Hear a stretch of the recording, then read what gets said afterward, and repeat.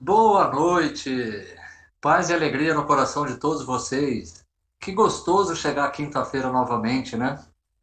Como eu sempre venho fazendo todas as quintas-feiras, agradecer à Rádio Vivência Espírita que, desde a primeira aula do período pandemia, vem nos apoiando, nos incentivando. Então, uma gratidão pelo Rodrigo, por tudo que ele tem nos assessorado. E agora eu já tenho até um diretor, o Rony, né? Virou meu diretor artístico. Ele que controla a imagem, ele que controla o som. Então, qualquer coisa, a culpa é do Rony, tá? Mas brincadeiras à parte, que nós possamos fazer uma aula excepcional na noite de hoje, né? Aqueles que se sentirem à vontade, vamos fechando nossos olhos físicos, nos sintonizando com os nossos mentores individuais, o mentor da nossa turma, a 27ª turma de Escola de Aprendizes da Fraternidade Colmeia, aos nossos alunos que nós trazemos do plano espiritual, fortalecendo nossas vibrações e mentes, nosso Divino Mestre e Salvador, fortalecendo-nos e amparai-nos para que possamos lutar contra as forças do mal que tentam dominar o mundo. Veneráveis mensageiros celestes, auxiliares de Jesus, fortalecei-nos e amparai-nos para que possamos lutar contra as forças do mal que tentam dominar o mundo. Pai nosso, Criador nosso, fonte eterna de amor e de luz, fortalecei-nos e amparai-nos para que possamos lutar contra as forças do mal que tentam dominar o mundo. Preparado como estamos, caminhemos a Ismael, que é preposto do nosso país Brasil, que é pátria do Evangelho e coração do nosso mundo, onde de joelho e espíritos dizemos: Pai nosso, que estais nos céus, santificado seja o teu nome. Venha a nós o vosso reino. Seja feita a tua vontade, assim na terra como no céu. O pão nosso de cada dia nos dai hoje. Perdoe as nossas ofensas, assim como nós perdoamos a quem nos tem ofendido. E não nos deixes cair em tentação, mas livra-nos de todo mal, pois vosso é o reino, o poder e a glória, para todos sempre. Preparados fisicamente como estamos? Vamos agora à prece dos aprendizes.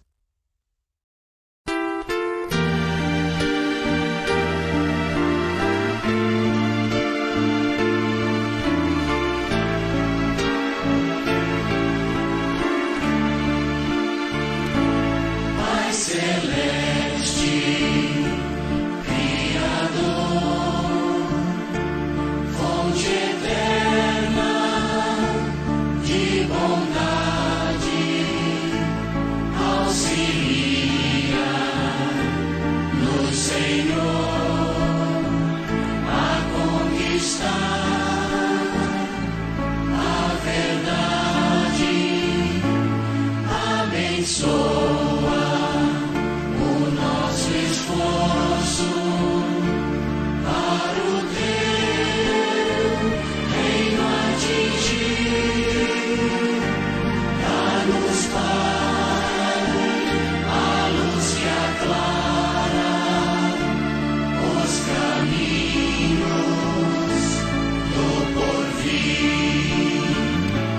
És a glória deste mundo, és a paz e a esperança, és a luz que não se apaga, és o amor que não se cansa. Dá-nos força para sermos os arautos do teu amor, testemunhos verdadeiros do Evangelho Redentor, testemunhos verdadeiros do Evangelho Redentor.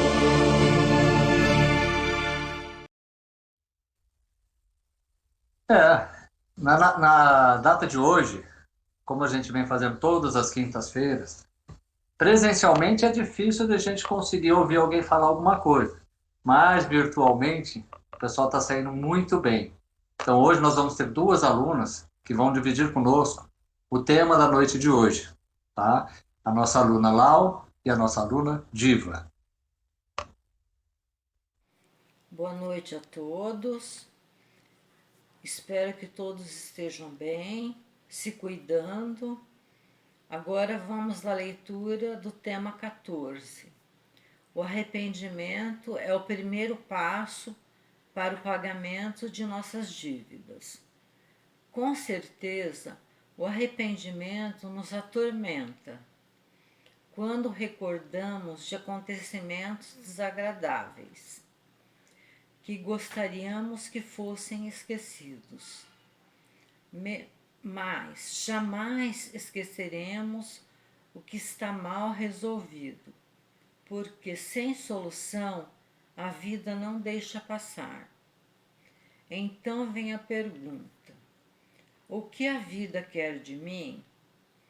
O que ela quer de mim é a minha melhora interior, pois deixaremos para trás os acontecimentos desagradáveis e daí vem o pagamento de nossas dívidas. Boa noite a todos vocês. O tema de hoje: o arrependimento é o primeiro passo para o pagamento de nossas dívidas. Ouço bastante os conselhos sobre perdoar, mas para que isto ocorra, eu tenho que me arrepender primeiro, porque caso contrário, não haveria lógica para o perdão. Pois bem, e como me arrependeria de algo que fiz e que acho correto, o que levo em conta? Pela própria experiência, nem sempre percebi que magoei alguém, exatamente por ser do jeito que eu sou. Mas quando eu sinto algo diferente no relacionamento, quando alguém me diz que, entre aspas, pisei no tomate, quando a própria pessoa diz que se sentiu magoada, então é hora de parar e pensar: o que eu fiz, por que eu fiz e como conserto. E aí entra a questão. Para eu me arrepender, tenho que realmente sentir que estava errada, que agi errado, que passei o limite. E vem à tona não só este acontecimento, mas outros passados que até hoje não tinham sido vistos por este lado. Quando eu consigo ver, e hoje posso ver que com muito mais clareza que antigamente, e sinto um nó na garganta, é que chegou o momento do arrependimento, e com ele o pedido sincero de desculpas para quem ofendi. Já fiz muitas vezes o analisar, o arrepender, o pedir perdão. Só senti vantagens e leveza. Espero daqui para frente não magoar tantas pessoas. Nossa, como é bom ouvi-las! Que bom vocês poderem repartir conosco. Vamos ver se na próxima semana temos alunos também que possam compartilhar, né? Cadê a ala masculina da nossa turma? Vamos se manifestar essa ala masculina, né? Então hoje, vocês já tiveram aula com ela, é uma amiga nossa, é companheira de caminhada da colmeia. Então hoje, a aula é com a nossa amiga Sandra. Boa noite, turma. Boa noite, Beto. Boa noite aos assessores do Beto, Suzier. E o meu boa noite especial vai para o Rony também, porque ele me deu toda uma assessoria de TI para poder a gente fazer uma coisa bacana para vocês poderem realmente sentir uma aula com mais movimento, ter um envolvimento, porque o assunto é maravilhoso. Eu particularmente eu amo de paixão. Apóstolo Paulo, uma personalidade bíblica que tem 1000 informações, que tem 1000 coisas para poder a gente traduzir para os dias de hoje. Tudo que está na Bíblia é atemporal, mas eu me atrevo a dizer que o apóstolo Paulo, especialmente para nós que estamos na escola de aprendizes do Evangelho, é uma referência única, depois de Jesus, é claro. Mas a gente, quando pensa no exemplo de Jesus, a gente se sente um pouco longe, meio assim que inatingível, sabe?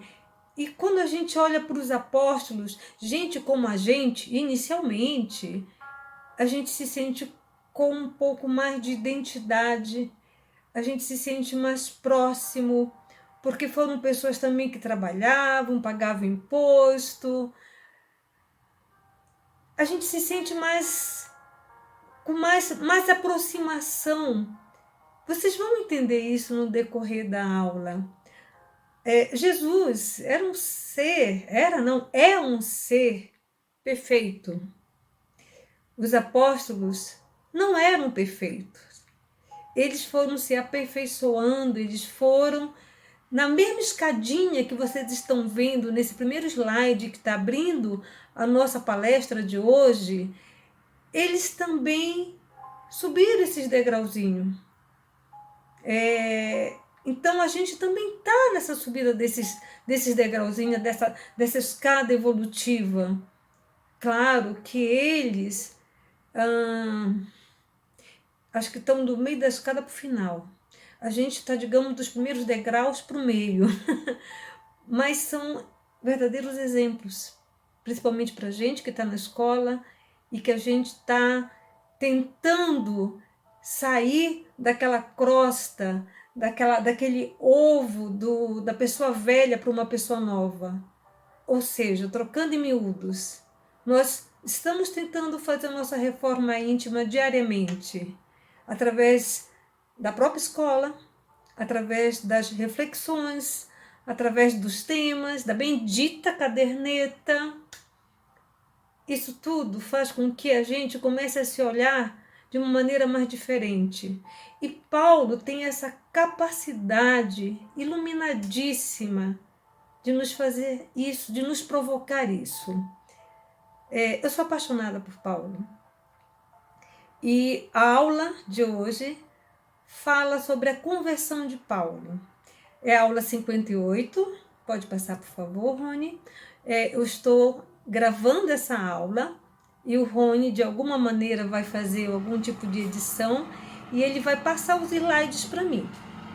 E então não achem estranho falar assim, pode passar o quê, né? O Rony vai entender que pode passar os slides que vocês vão ver a minha carinha, eu acho, né? Não tenho certeza, e os slides referentes a alguns tópicos que a gente vai comentar durante a aula. Então, esse capítulo é o capítulo 18, está no livro Iniciação Espírita. Eu recomendo a leitura. Vocês vão perceber que a leitura está bem de fácil compreensão, tem uma metodologia muito interessante que eu vou procurar seguir nessa palestra de hoje, mas a gente acaba acrescentando alguma coisa. Pode passar? Bom, Paulo, na minha humilde opinião, é um dos personagens bíblicos mais conhecidos por todos os cristãos, sendo considerado o maior líder do cristianismo. Escritor de 14 epístolas. Existe um pouco de divergência, alguns teólogos comentam que são 13, não 14, porque a epístola dos Hebreus muda um pouquinho a formatação da escrita, mas como ainda não está, digamos, ainda não bater o martelo para dizer se é dele ou se é do Lucas, eu estou considerando 14 epístolas ao apóstolo Paulo. Paulo, antes de assumir esse nome de Paulo, ele tinha o nome de Saulo, de Tarso. Por quê? Ele nasceu em Tarso, que era uma cidade grande, tipo uma metrópole, da Galícia, na região de Pisídia. E era uma cidade que tinha uma grande influência da cultura grega. Paulo era filho de pessoas com bastante recursos financeiros. Paulo, não só recursos financeiros, mas também culturais. Paulo ele foi criado em Tarso e na adolescência dele ele foi para Jerusalém, onde ele se tornou aluno de Gamaliel, que era um um membro muito importante do Sinédrio em Jerusalém. E Paulo, ele teve tanta proeminência em suas incursões dentro dos aprendizados no Sinédrio, referente às leis mosaicas, que ele começou a se sobressair cada vez mais. Tanto que ele era o provável sucessor de Gamaliel no Sinédrio, que tinha um importante cargo.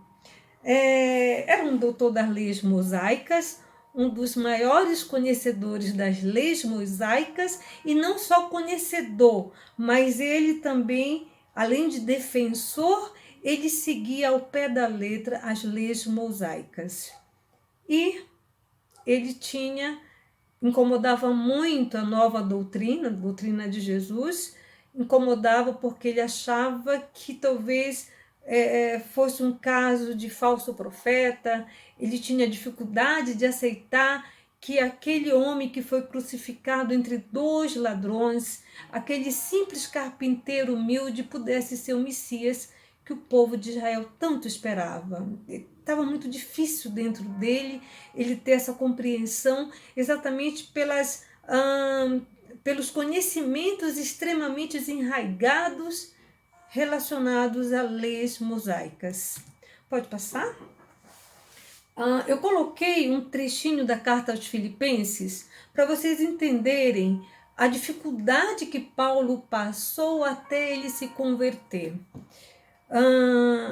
Paulo, ele era judeu, fariseu, mas também tinha cidadania romana. Essa cidadania romana provavelmente foi herdada porque o pai já tinha essa cidadania romana, então ele tinha direitos de romanos, tanto que durante as missões de Paulo, o preletor, que vou falar sobre isso, talvez ele cite, que ele conseguiu algumas vantagens por ter essa cidadania romana.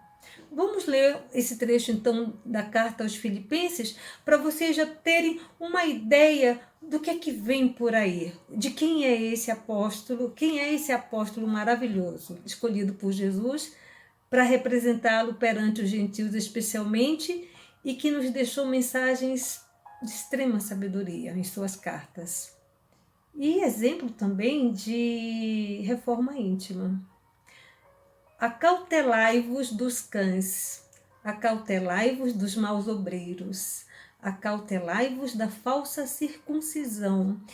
Essa cautela pela circuncisão é que quando Paulo, já apóstolo dos gentios, já convertido, existiam algumas dúvidas se aquele povo gentil, aquele povo que foi dominado pelos romanos, se quando ele se convertesse à nova doutrina, se ele tinha que fazer a circuncisão, se não.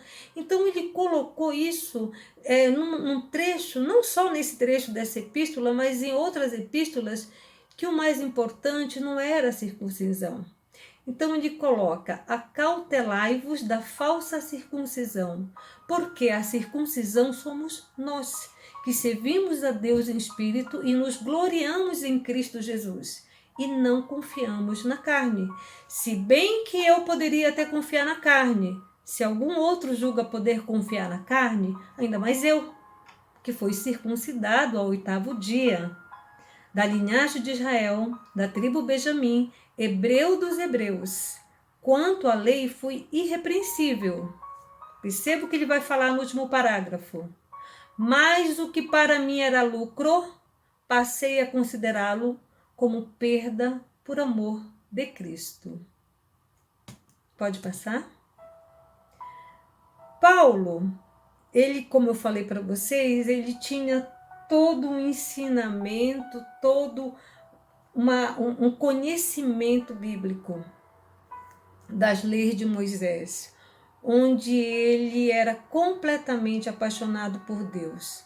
A dificuldade dele era aceitar que Jesus fosse o Messias, mas ele já estava começando a ser cercado por outras opiniões, inclusive do próprio Gamaliel, que foi o mentor dele, o mentor vivo dele.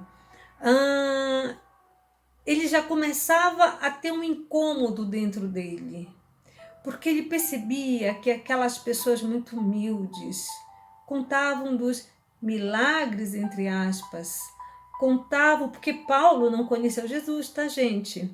É um dos apóstolos que não conheceu Jesus.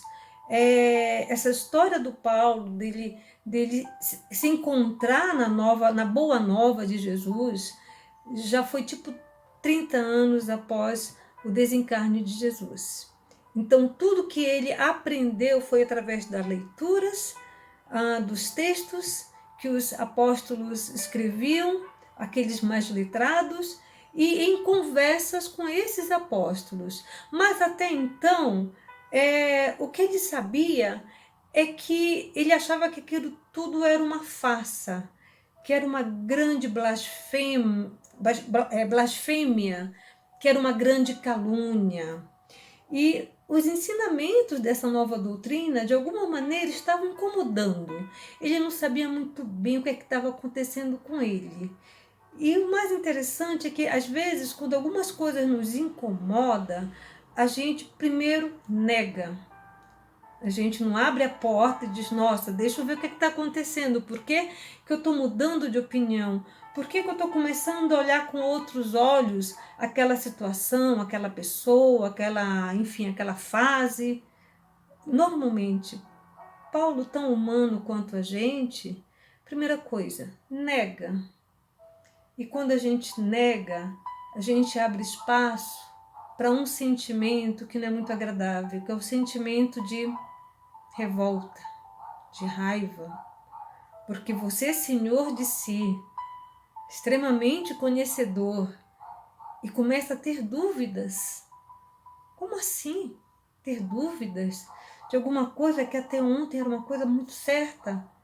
Mas o próprio Gamaliel já começava também a aparentar ter dúvidas. O homem novo, na verdade, estava brotando dentro de Paulo, apesar das controvérsias nos seus atos, ao perseguir, ao atacar os seguidores do Nazareno. Paulo, aonde tinha seguidores de Jesus, ele ia atrás, ele prendia, ele julgava, porque ele tinha a voz ativa no sinédrio, ele tinha direito a voto, e geralmente os julgamentos dele sempre eram a favor da morte desses seguidores. E Paulo tinha a mão pesada, porque ele estava defendendo a lei divina que ele acreditava. Saulo, eu falo Paulo, mas na verdade é Saulo, né? O nome ainda é Saulo. Saulo, ele contrariava a sua própria razão, rebaixando-se a uma irracionalidade em termos de instintos. É aquilo que eu comentei com vocês. Quando a gente tem dificuldade de compreender alguma coisa, a gente acaba negando. É a primeira atitude mental, provavelmente, quando nos falta conhecimento, porque a gente ainda não está preparado para ter a devida compreensão. E tem uma parte do livro de vocês que fala o seguinte, que eu acho interessante, onde se fala o seguinte: nós sabemos que para nós nos entender, nos propiciar ter uma reforma íntima adequada, a gente tem que sair da inércia. E Paulo estava parado na sua. Aquilo é o que eu acredito. Tudo que vier ao redor, não. Ele estava sendo obrigado a se movimentar para o seu interior. Então, no livro de vocês, no nosso livro, né, porque esse livro aqui me acompanha todo o tempo, necessitando provar a todos e a si mesmo que Saulo de Tarso ainda estava seguro dos seus princípios, tentava a todo custo disfarçar as extraordinárias lutas que se travavam entre as velhas e as novas ideias. E como estas interiormente se fortaleciam a cada instante as novas ideias, Saulo procurava desesperadamente acabar, se possível, com a sua fonte através da perseguição aos propagadores da Boa Nova. Autodefesa, pode passar? Esse slide que deve estar na tela de vocês, de um homem saindo de um casulo, isso é muito representativo porque eu acredito que Paulo passou por isso. E nós também passamos por isso. Por várias e várias e várias vezes, por várias fases. Na escola, ou a escola de aprendizes, nos proporciona exatamente essa imagem que está na tela de vocês. Esse homem que está angustiado, enclausurado por velhas informações, querendo sair para o novo. Então, o início desse processo de amadurecimento espiritual, rumo a essa conversão, acontece quando ouve falar da nova doutrina, os seus ensinamentos de amor, de igualdade, fraternidade, atribuídos a Jesus. Pode passar? Bom, agora a gente vai começar a contar uma historinha. Vocês já devem ter ouvido falar da Casa do Caminho. Eu ouvi e assisti a última aula, onde o preletor comentou sobre a Casa do Caminho. E a Casa do Caminho, em Jerusalém, é considerada a primeira igreja cristã, ou a primeira célula cristã. E ali os apóstolos, os discípulos de Jesus se encontravam, trocavam informações, falavam sobre as obras de Jesus, amparavam os miseráveis, os mais necessitados, os doentes, os famintos. E ali existia alguns apóstolos, e entre eles um de nome chamado Estevão. Eu estou pulando uma parte, tá? Saulo, quando estava em Tarso, ele pediu autorização para ir em Jerusalém conhecer a Casa do Caminho. E, se possível, trazer alguns discípulos para prestar alguns esclarecimentos. Se não me falha a memória, ele estava em Tarso, tá? E ele foi, então, em Jerusalém e adentrou a Casa do Caminho, onde naquele momento estava falando Estevão, estava fazendo uma preleção. E Saulo entrou e fez um debate, questionou, fez alguns questionamentos, algumas provocações, vamos colocar desse jeito, algumas provocações. E Estevão, verificando aquilo, preferiu silenciar-se, mas sempre respondendo de maneira respeitosa e educada. E aquilo ali realmente irritou mais Saulo, porque Saulo queria ver debate. Ele queria carregar aquele homem e os outros discípulos com razão para serem presos e, se possível, serem condenados à morte. Estevão não aceitou. Aí que ele ficou mais bravo ainda. Ele se revoltava, como que aqueles homens, de uma simplicidade física e emocional, conseguiam ter tanta serenidade, conseguiu transmitir nas suas falas, sem violência, abundância de amor. Pode passar? Então, Saulo, muito bravo, prendeu Estevão. Não só prendeu Estevão, ele prendeu também outros discípulos. Ele levou João, levou Pedro, levou Tiago, se não me falha a memória. Ele levou alguns discípulos, só que Gamaliel interviu. Gamaliel pediu, não, faz o seguinte, vamos liberar, né? Gamaliel tinha direito a voto, óbvio, também no Sinédrio. Ele pediu para liberar esses discípulos que faziam um trabalho humanitário muito significativo na Casa do Caminho. E então Saulo, para não perder a viagem, e ele tinha uma cisma em cima de Estevão, e falou, não, vamos fazer o seguinte, eu vou liberar aquele, mas vou ficar com Estevão. Eu vou levar a punição. E assim foi feito. Saulo ficou muito confuso, então liberou Pedro, liberou Felipe, liberou João, mas não liberou Estevão. E ele então sentenciou à morte Estevão. Eu vou abrir um parêntese agora. Saulo era noivo de uma moça. E essa moça, sem ele saber, e nem ela também, que estava acontecendo isso no momento, Abigail era irmã de Estevão. Olha que treta. Aí ele sentencia Estevão à morte. E no dia desse sentenciamento, ele levou Abigail. Eu não entendo, né, esses costumes de antigamente, quando ia ter um sacrifício de um cristão, aquilo ali não só servia de exemplo, de punição, mas também acabava sendo uma celebração. Na época, né, nessa época mais de... não quero falar atrasado, porque isso não é... Mas era o costume da época. Então, ela esteve presente na punição do irmão. Pode passar, por favor? No momento da execução, então, de Estevão, a noiva reconhece o irmão. Isso não muda em nada.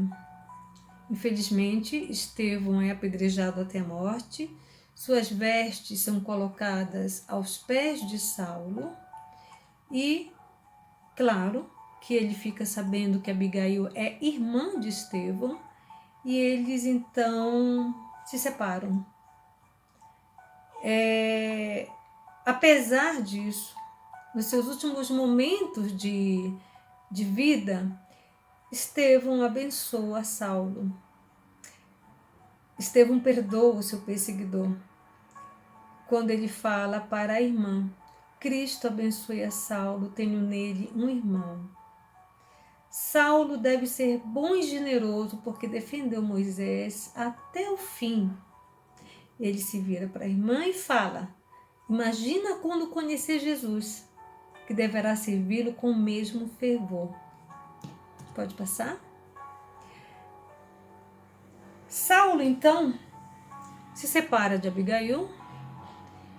Ele fica com muito mais angústia e revolta, porque tem alguma coisa dentro dele que está ainda num movimento muito grande. Ele perde a noiva a quem amava e ele fica mais revoltado ainda. Por quê? A noiva, com a separação e com a morte do irmão, vai definhando e fica doente. E ele vai visitá-la já nos seus últimos momentos de vida.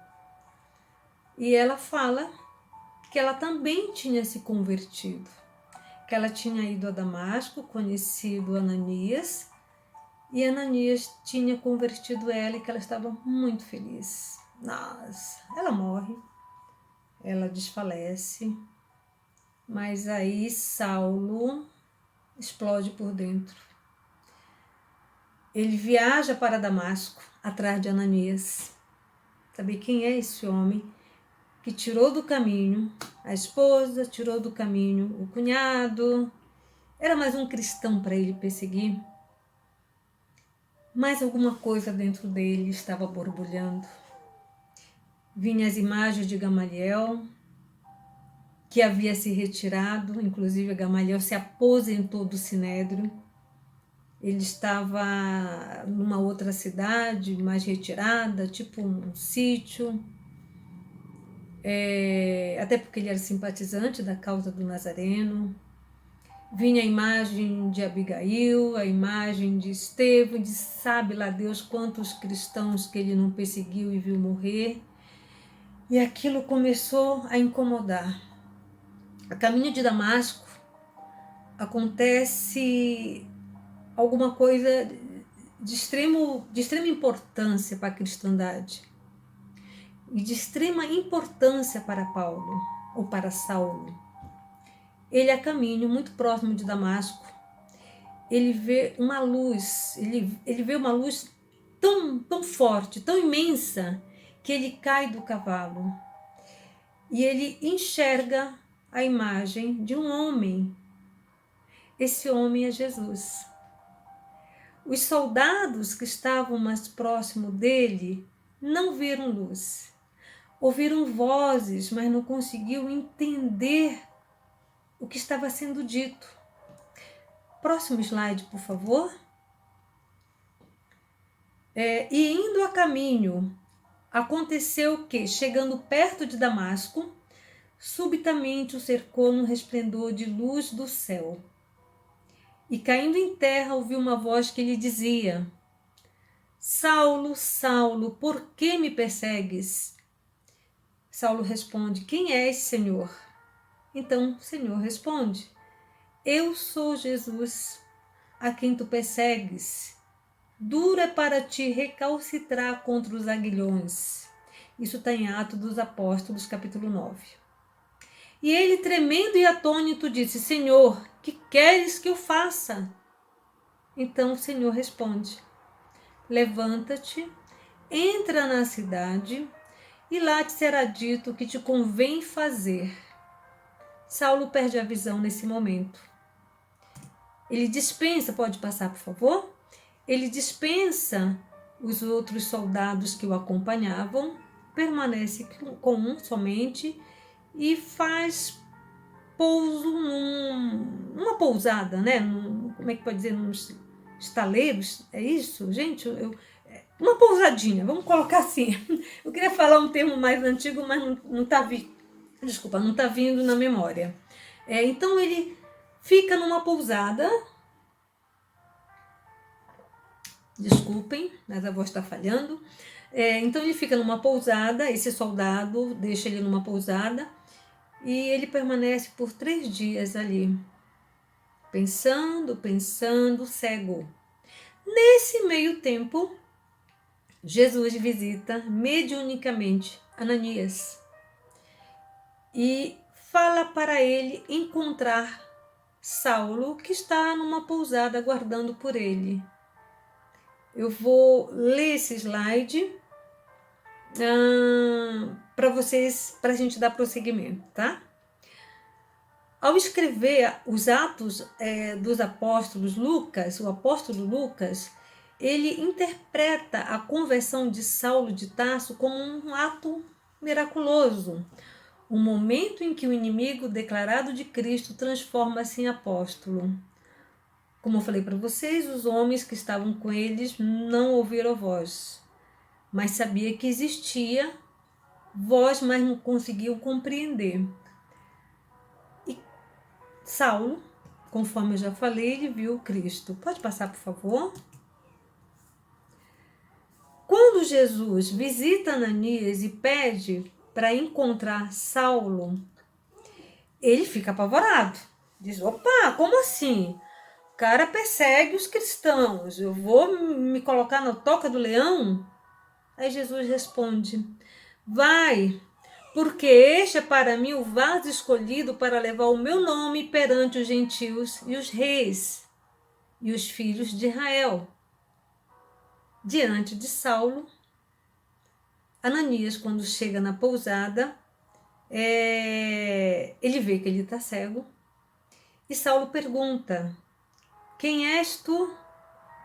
E Ananias responde: eu sou Ananias. Quem me mandou aqui foi Jesus. E ele responde para Ananias, completamente emocionado, e eu diria que já completamente apaixonado por Jesus também.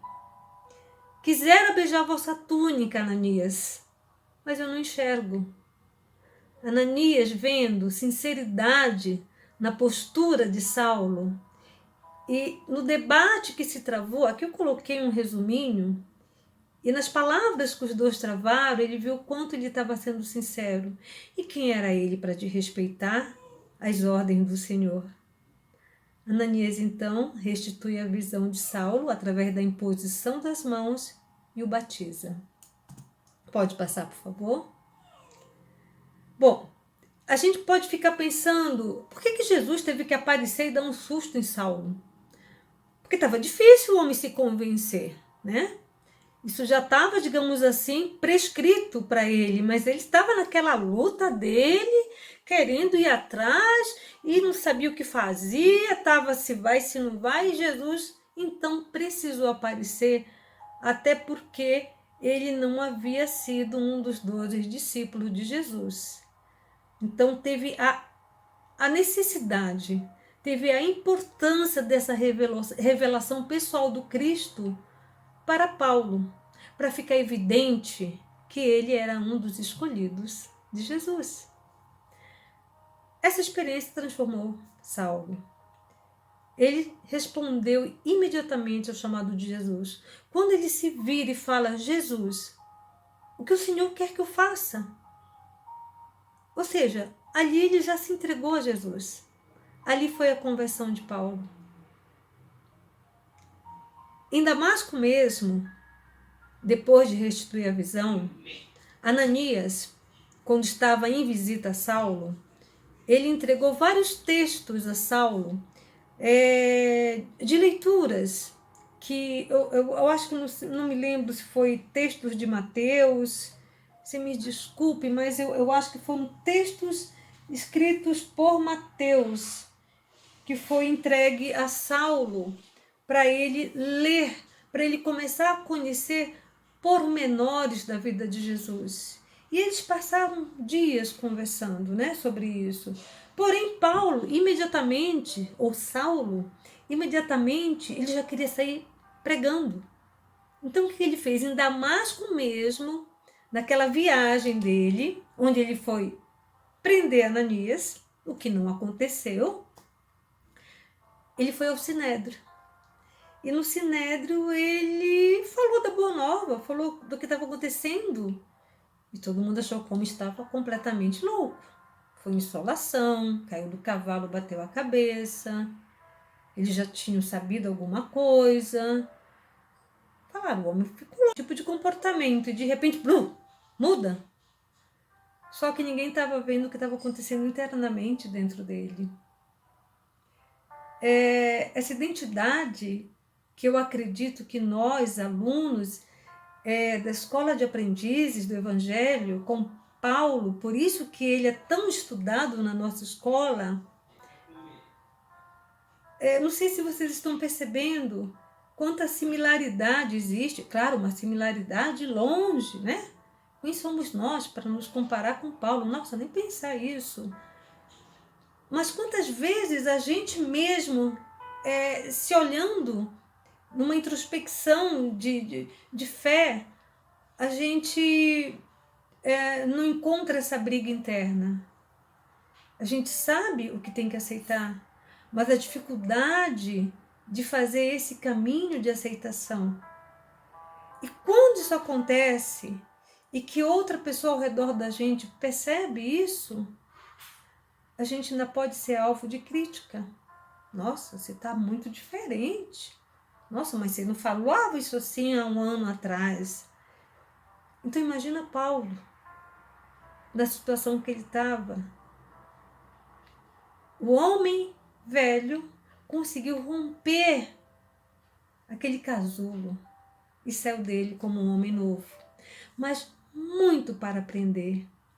Pode passar, por favor? Antes da conversão, Paulo de Tarso, ele não aceitava a divindade de Jesus. A gente já conversou isso lá no início. Ele acreditava que ao perseguir os seguidores do Nazareno, tentando forçá-los a blasfemar, né, estaria fazendo a vontade de Deus. É certo dizer que ele via Jesus como um impostor, porque ele não tinha o conhecimento adequado, a aceitação adequada. Após a sua conversão, a sua pregação não era outra senão anunciar que Jesus é o Filho de Deus. Ele aceitou. Esse é o Messias. O Paulo, aquele Paulo duro, rigoroso, violento, ameaçador, ele se converteu internamente e passou a demonstrar ternura, amor, compreensão, sensibilidade. Começou a olhar o outro além do que aquele homem mais simples de farrapos. Essas características ficam evidentes nas obras de Paulo. Pessoal, são 14 epístolas, que seja 13. Leiam. Existe um livro que na minha bibliografia, no final, eu vou chamar a atenção, espero não esquecer, que fala sobre algumas frases muito fortes nas epístolas de Paulo com a interpretação dentro do Espiritismo. Vale muito a pena ler. É um livro desse tamanho. Então vai ter bastante anos para ler, para poder interpretar e para voltar para trás e para ir para frente. Pode passar, por favor, mas no final a gente vai comentar sobre ele. Espero não esquecer. Ele foi ao Sinédrio e claro que todo mundo achou que ele estava louco. E ele reencontrou alguns amigos muito próximos. E um deles, muito próximo a ele deu uma resposta a esse amigo que eu achei bem interessante. Que ele fala assim para o amigo: agora estou com Cristo. Ele convocou-me para maiores esforços. Já não sou mais eu que vive, não sou mais eu que fala, não sou mais eu que age. É Jesus quem vive, que fala e que age em meu lugar. Ele estava fazendo uma autotradução de Jesus através dos seus atos, das suas palavras. Ele estava ali naquela luta ferrenha, querendo realmente fazer a diferença. Ele reencontra Gamaliel, ele vai atrás de Gamaliel, e ao encontrar Gamaliel, ele comenta tudo o que aconteceu, e Gamaliel, completamente também apaixonado por Jesus, pediu a Paulo: Paulo, se retire, fique um tempo afastado para você estudar mais, para você pensar mais. E Paulo, então, Saulo, ele se mantém afastado, ele vai para um oásis distante, e nesse oásis distante tinham vários cristãos, vários seguidores de Jesus, entre eles 2 nomes muito importantes que durante as viagens missionárias de Paulo ajudaram bastante, que foram o casal Áquila e Priscila, outrora perseguido por Paulo. Depois de um ano convivendo, estudando as obras de Jesus, as passagens de Jesus, ele se identifica a esse casal. E esse casal, surpreendentemente, não se assusta e responde: irmão Saulo, como irmão estávamos separados e agora nos reencontramos em Jesus. Saulo, ele tinha também a profissão de tecelão. E durante todo esse tempo, ele não era mais nenhum doutor das leis, ele não estava mais frequentando o Sinédrio, ele pediu demissão do cargo, digamos assim, e ele viveu como tecelão. Pode passar, por favor.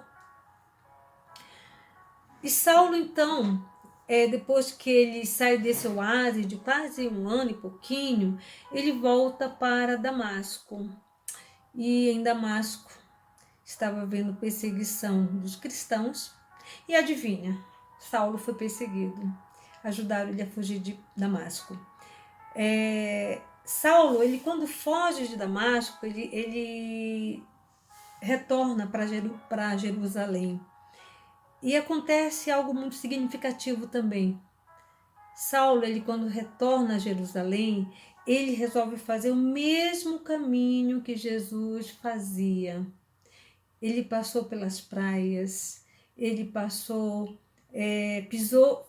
por Cafarnaum, ele visitou Maria de Magdala, ele foi até a casa da sogra de Pedro, onde ali se faziam as reuniões, onde Jesus estava presente, e dali Jesus saía para fazer as pregações. Ele conheceu inúmeras histórias de Jesus. Isso ele foi cada vez mais se apaixonando. Conheceu leprosos curados, cegos curados. Enfim, ele teve contato com o verdadeiro amor. Ele teve contato com aquele povo tão simples. E ele começou a entender que Jesus não veio destruir nenhuma lei, que Jesus estava dando sequência numa lei, porém voltada a novos tempos. Pode passar?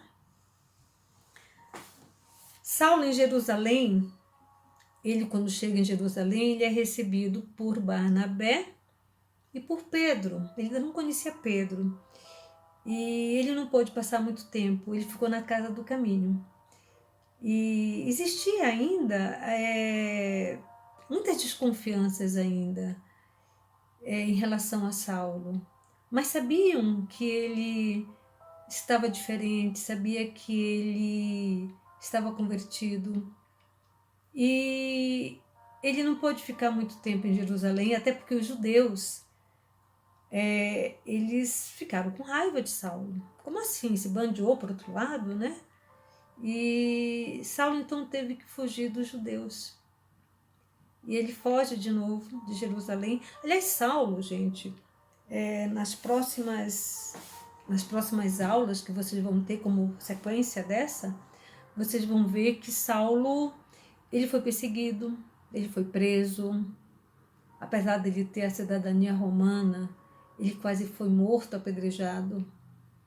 E quando estava sendo apedrejado, tentando lembrar qual foi a cidade que ele quase vai embora, mas ele foi resgatado, não consigo lembrar o nome da cidade, mas nessa cidade ele foi tão humilde em receber as pedradas que perguntaram para ele, né, qual foi a sensação, o que ele sentiu, né, alguma coisa assim, e ele falou que ele estava sentindo exatamente o que ele tinha feito a vida inteira.